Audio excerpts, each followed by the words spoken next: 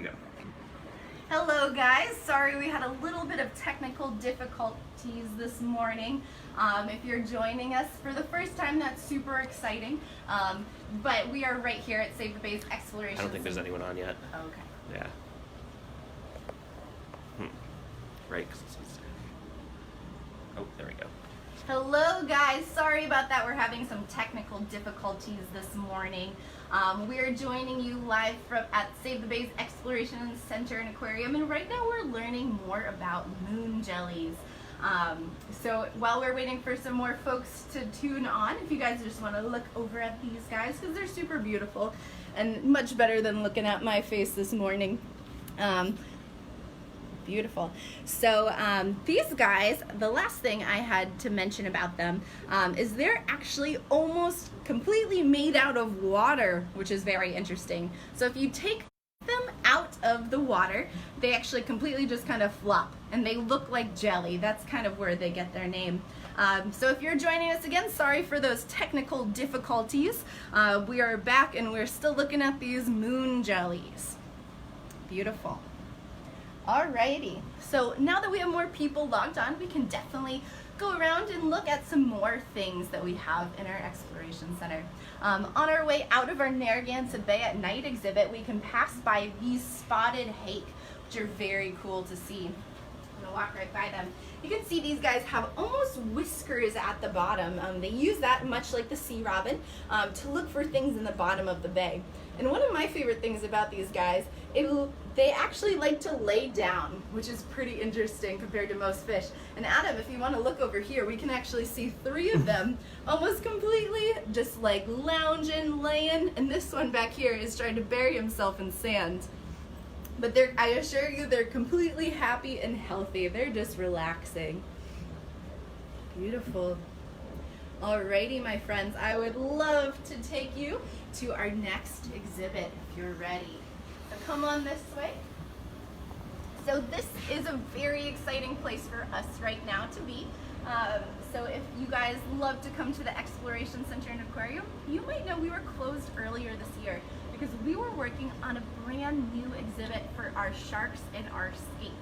So some of you, this might be your first time ever seeing this exhibit, and it's very exciting. So Adam, if you want to show them just a little brief view of our exhibit. So we have our skate, horseshoe crab, and chain link cat shark touch tank over here. And we have 2 zones for our juveniles, which is way more space than they had last time. And right now we're getting ready to add sharks to our beautiful new shark tank, which you can all touch when you come here, which will be very exciting. So I want to show you briefly over here into this touch tank. So one of my favorite animals to check out and look at is our lovely horseshoe crab. And really cool things that, if you want to get over here so you can see, is we actually, 2 of our educators rescued this horseshoe crab not too long ago. Because I don't know if you guys can see, but it actually has a crack in its shell. So it might not have survived without our care. So what we're doing is we're feeding this guy, or girl. Let's see, oh, it's definitely a male, we can tell because it has those boxing glove-like pinchers. And we're feeding this guy and getting him nice and big and strong, and then we're going to release him back into Narragansett Bay. So our horseshoe crabs, we're just going to take a look at the bottom of our horseshoe crab today because it's so cool. These guys are like living dinosaurs. They've been around for close to 40 million years without changing anything on their bodies. A little bit about what we're looking at down here is right in the very center is our horseshoe crab's mouth. So it's actually connected to every single one of its legs. So in order to eat, it basically kicks food directly into its stomach, which if we tried it, it wouldn't be very pretty or very easy, but somehow that's how the horseshoe crab eats. And like I was saying before, we can tell that this is a male because it has those boxing glove-like pinchers right up front.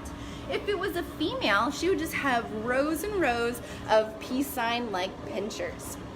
And then right down here, these are its book gills. It's what helps it breathe, but also flip over if it's upside down. And it's got that nice long telson to really act as a pivot to flip it over. Because as you see, it's got these very tiny little legs and this big shell. So it makes it really hard to flip itself upright. So I'm going to put this guy back in the water. And then as you guys can see over here, you want to take a closer look at them. We've got our little skate right here, and we've got our chain link cat shark over there. And these guys actually have been laying tons and tons of eggs. So this is how we positively contribute to Narragansett Bay. So these guys are laying eggs constantly, and some of them are actually fertilized, which is really cool to see. So if we can take a peek into this egg pig, you might be able to see some of those fertilized mermaid's purses. So those smaller yellowy ones, those are actually the egg cases of our sharks, and the more brown, larger ones are the egg cases of our skates. So much like a chicken egg, I like to think of it as a really weird looking chicken egg. They have a yolk inside, and they'll stay in there, and the yolk is their nutrient supply, and they'll stay there for a very long time, about 9 to 12 months, which is crazy, crazy long, almost as long as humans' gestation period. And then when they hatch out, you can see those guys all along the bottom there. Beautiful. So we have some sharks right down here. You can see them kind of all grouped together, and they're pretty itty bitty when they first come out. And then along the back wall, you can see those little skates. I can see a good view from over here, Adam. Ah, there they are. Yeah, and they like to cling onto the glass, which is really kind of funny. So I see that Jessie asked a really great question. Do horseshoe crabs use their tails for anything other than flipping themselves over? That is definitely a really common thing that I get asked. And you know what? That's the only real use of it. Sometimes they use it to stabilize themselves in the water, but it's not a stinger, and it won't harm you in any way, shape, or form. So really cool. So back to those juveniles. We keep them in here for a little bit, and we kind of get them used to eating, which sounds a little funny, but we do a lot of hand feeding during this stage. And then when they start to scavenge on their own, we actually move them to a different zone. So if you guys want to follow me, I can show you our juvenile release zone. So if we look through here, you can see how much bigger these sharks and these skates are. So they're completely independent almost at this point. They can eat on their own. They're voracious little predators. And then when they get to be a little bit too big for this space, we actually release them right back into Narragansett Bay. So we've done a ton of releasing. We've had this program going for about 2 years at this point. And we've released hundreds of skates and about 50 or so sharks. So lots of those animals are going right back into the bay, which is really, really cool to see. Beautiful. And if I remember correctly, we had lots of friends who wanted to learn about the coral and the anemone.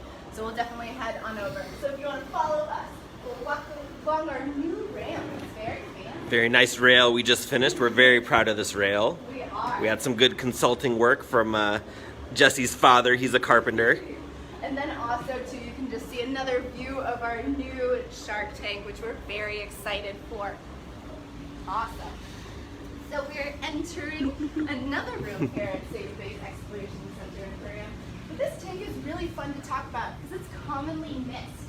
So we're going to crouch down right here, and I actually have a nice surprise for you all today, because we're actually going to get to feed these guys.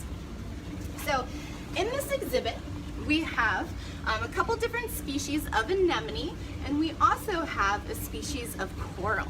So the coral is right down here. This is a northern star coral. That's for you, Chris. That's for you, Chris. And then we have a red anemone, which is actually closed up right now. And also, too, we have a frilled anemone, which is a little bit out. So those anemones actually close in like that when they're getting ready to poop, which is crazy. So they've eaten a really big meal. It takes all of their energy to digest that meal, and then over the course of a couple days, it will slowly excrete that waste. So unfortunately, that's closed. But what I'm going to do is these guys are eating things in the water column, lots of small plankton. Occasionally, they'll even eat fish and things like that.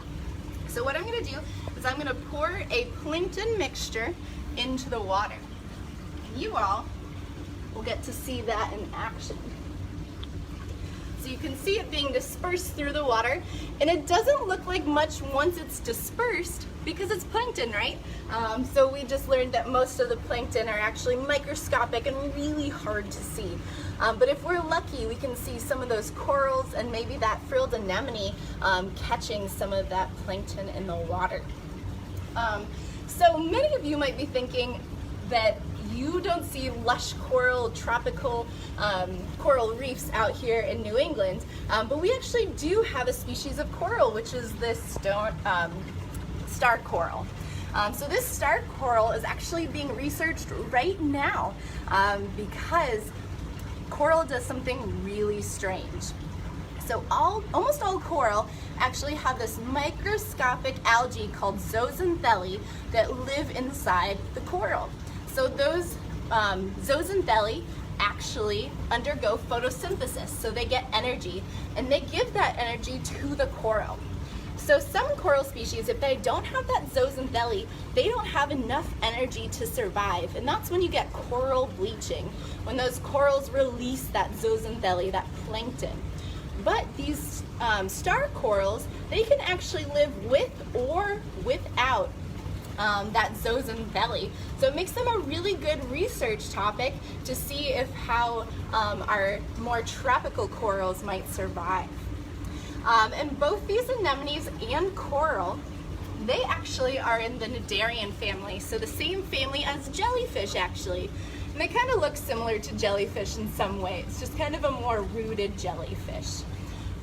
But yeah, like I was saying before, those guys have those tentacles, and they actually have little nematocysts in it, so they can sting their prey and capture it and bring it right directly into their stomach, which is pretty cool.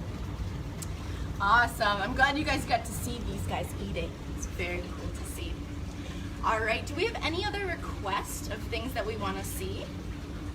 Bowser. Oh, Bowser, of course. Gotta do what Jessie wants. Alrighty, guys. While we're walking around, if you see anything else that you want to learn about, let us know. That's what we're here for today. This tour is for you guys to get to learn more about our Exploration Center and things like that.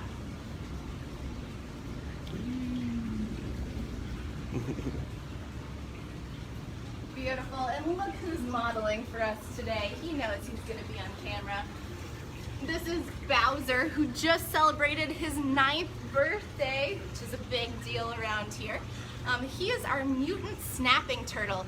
So that paw right there, you can see he has 2 extra fingers, making him a polydactyl turtle. So a mutant turtle, really exciting. And you can see he's got awesome dance moves, or ninja moves as some might say. So not quite a teenage mutant ninja turtle, but very soon he will be.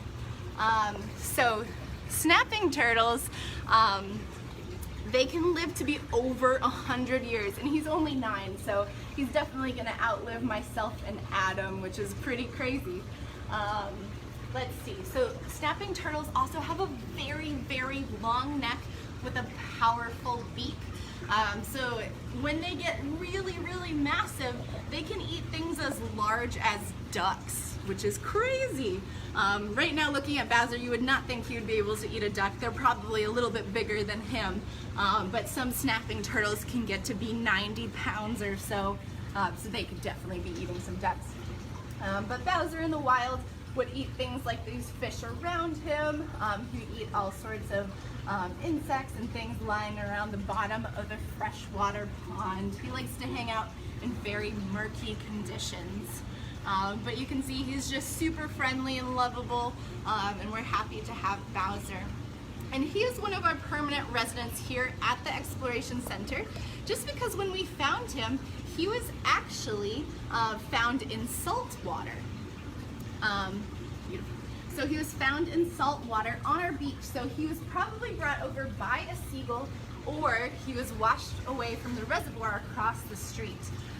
So because he had that damage initially, we kept him here at the Exploration Center and Aquarium, and now he's not a very good hunter. You can see he has all these fish with him, but he's not successfully caught one of them. So we definitely have this guy here with us for life. Awesome. All right, I hear we have a request for a cowfish. So if we want to walk back on over, we're going all over the place today. It's very exciting. So we like to call this our farm tank because we have our goatfish right here and we have a longhorn cowfish right here. You can see those little horns sticking right on through. By looking at this guy, you would think he's not a very good swimmer. You see those teeny tiny little fins. He can't move really fast, but he's actually, his body shape is designed so water flows really easily around him. So people have actually designed a car that mimics the body shape of our cowfish, which is really cool. So this guy is in that same boxfish family, but this is a trunkfish. But if you look at this guy, if you look really close, you can see those really cool body armor. Kind of looks like little hexagons. So that actually comprises its whole body. So if you were to touch a cowfish, it would feel really hard and very strange. But these guys are super strong. Almost nothing can get through that bony plate. And it just helps them to survive, which is pretty cool. All right, awesome. Very cool that we got to see this guy. So we're gonna go and see one last exhibit before we wrap up our tour today. So if you guys wanna follow me, on our way we can check out some of these European green crabs, an invasive species here in Narragansett Bay. And then if you remember our breakfast by the bay where you got to see these seahorses eating, which was super cool, they actually live in our bay in eelgrass beds. Awesome. All right, my friends. One last exhibit that has actually been in the background of almost every single breakfast by the bay down here, so we would be really remiss not to mention this one. So this large exhibit we call our big fish of the bay, because as you can see, there are tons of big fish in here. So if you guys want to come on over and get a close-up of these guys. So right now, the striped sea bass is showing off to you. So that is our state fish of Rhode Island, and it gets its name because you can see all of those horizontal stripes running down the length of its body. You can see we have a really large, beautiful striped sea robin right there, and he's showing off those pectoral fins that we learned about earlier. Let's see what else we have in here. So right up here, we have our black sea bass. These guys actually really, really cool. Most of them start their life off as females, and then as they age, they eventually turn into males. So normally in nature, it's kind of the opposite if that thing happens. Like clownfish, they can actually switch genders depending on if their mate has died and things like that. But scientists don't really know why. They think maybe males might be lacking in the black sea bass community, but just a really cool thing that they can do. Man, these guys are showing off today. It's very exciting. Right up here, we met those spotted hakes, but now we have our red hake hanging out right here. You can see these guys definitely get much bigger, and they're more of a deep water species as well. And then all of the schooling fish right here in front of us, these are scup. And much with every single fish in here, these are all pretty much good eating fish. Rhode Island has a really great fisheries, very sustainable. So some of these fish you can only catch at certain times of the year, and there's lots of regulations in place on when you can catch them, what size they are, and things of that nature. It's definitely a great way to see these guys in action all in one place. They're all very aggressive predators, so it's really fun to watch them eat. We love it. Alrighty, my friends. Well, I just wanted to say thank you guys so much for joining us today. I was so excited to show you all of our amazing animals that we have at our Exploration Center and Aquarium. We can't wait to have you guys down here one day where you get to interact with us at some of those touch tanks. And if this is your first time seeing the Exploration Center, we're so happy to have you. If you've been here before and got to interact with our animals, hopefully you got to see some of your favorites and learn a little bit more about them. Because we found the more you learn about these animals, the more you care about these animals, the more our bay does pretty well, you know? The more care that goes in, the happier everything is. So thank you guys so much for joining us. If you want to learn more about Save the Bay, what we're doing, ways to engage with Save the Bay, and even to donate, there should be a link below. Well, thank you guys. Is there any more questions, Adam? That's it for today. That's it for today. Well, we had a blast today. Thank you guys for tuning in, and we will see you very soon. Have a great Wednesday.